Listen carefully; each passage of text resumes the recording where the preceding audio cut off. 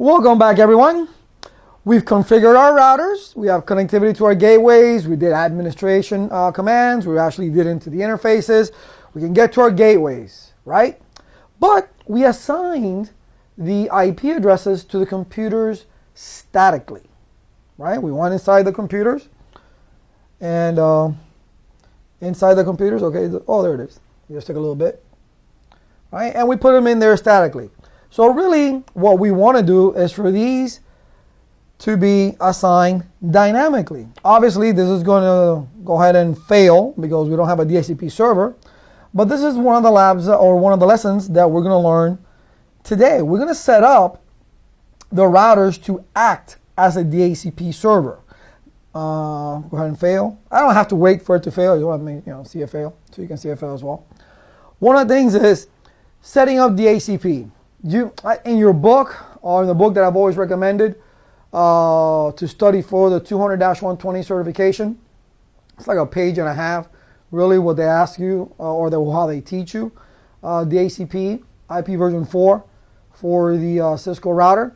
They will ask you some questions on DHCP in your Cisco certification, but they're very simple. They like to play with keywords. Remember, a DHCP server does not assign. What are you talking about, Laz? Of course it does. No. It leases IP addresses, right? We lease an IP address, and there's a certain allotted time that we have that IP address for. And every so often, we try and renew that IP address. So be careful in the examination because those keywords they like to play around with, okay? Assigning, leasing, because out there in the real world, hey, the DHCP server is not assigning me an IP address. We understand what that means. That's our lingo. But when you're taking a test, no, the DHCP server does not assign an IP address. It leases it. I know. I have a PhD. Anyway, so what we're going to do is set up a DHCP server, DHCP service on the actual router. So we'll do it on this one, and we see we're in the 192.168.1.0 network.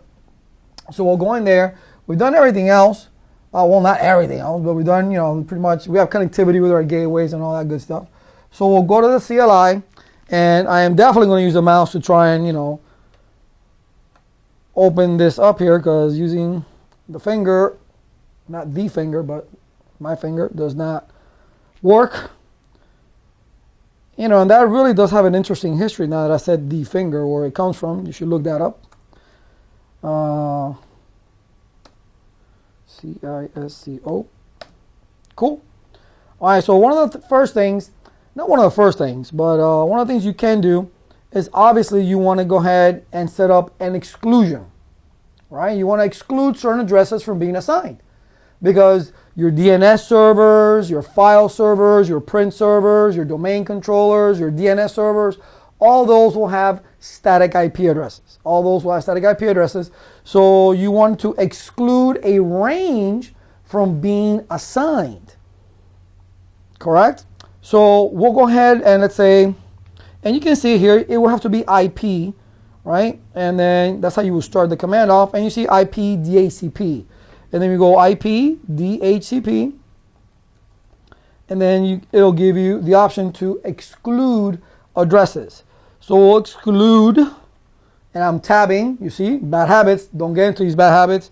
Now that you're going to have to configure, you're not going to have to configure this at all in the examination, all right, whatsoever. But understand that in a DHCP server, you do have to exclude addresses from the pool that you're going to lease to your end devices.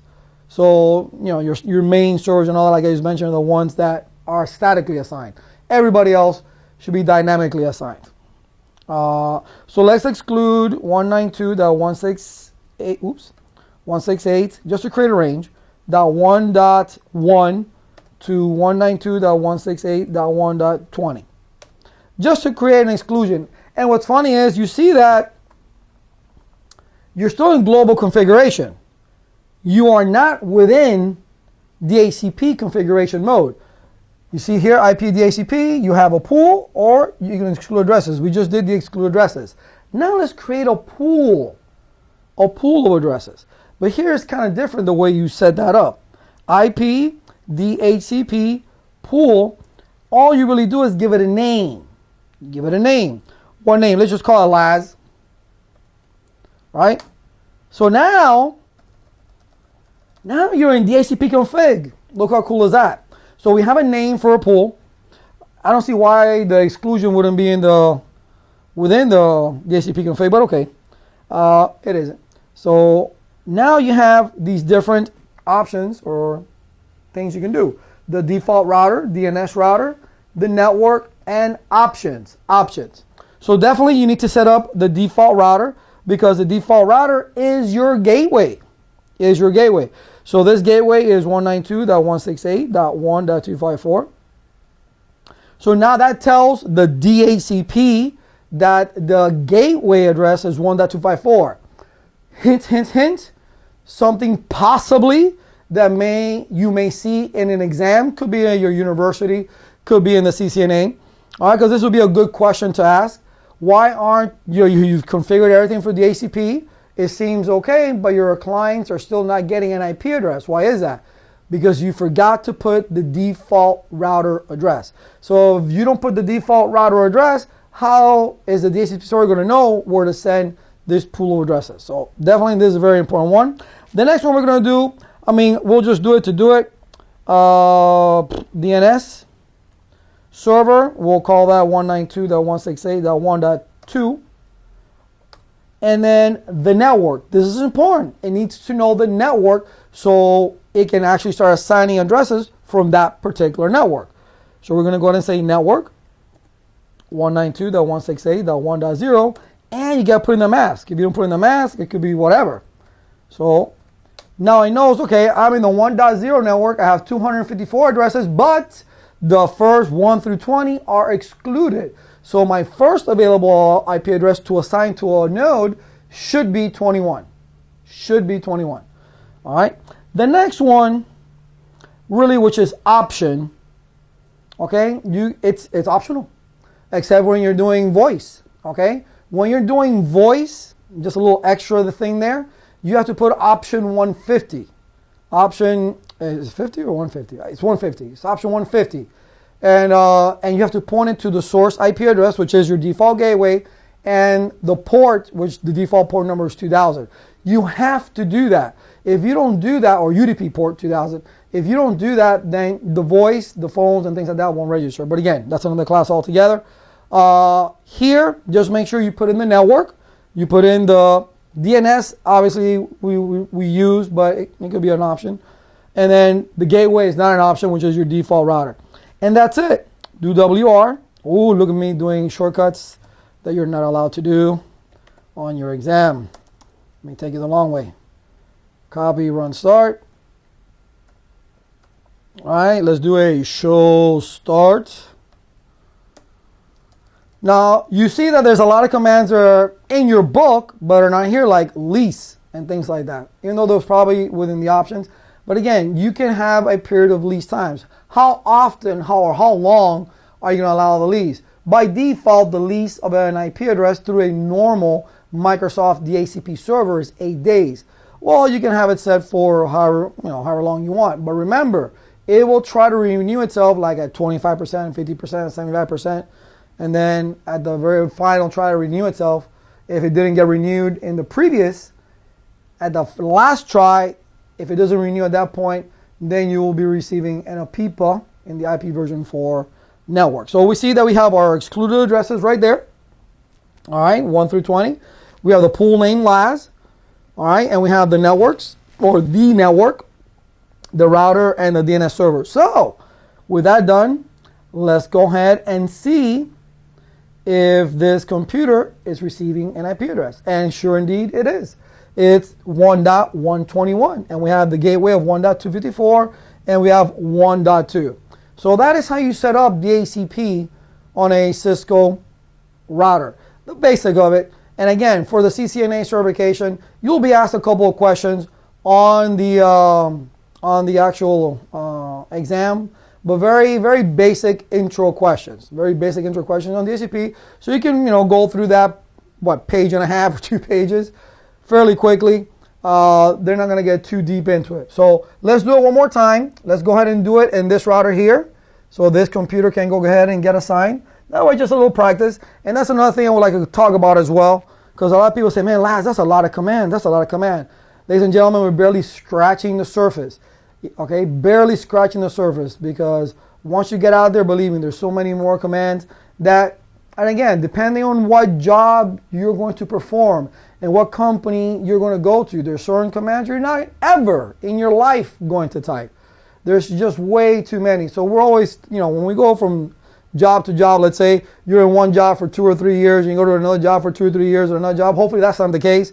But if that is the case, you're going to learn different things because each company doesn't do everything the same.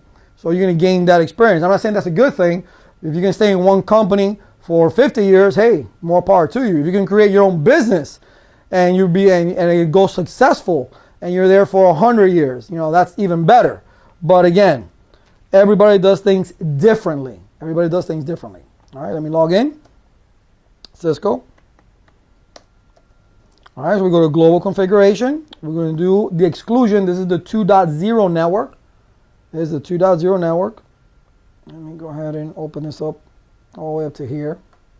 All right, so we're going to do IP, DHCP, excluded addresses. We're going to go 192.168.2.1, okay, through 192.168.2.20, just to make it the same as the other one.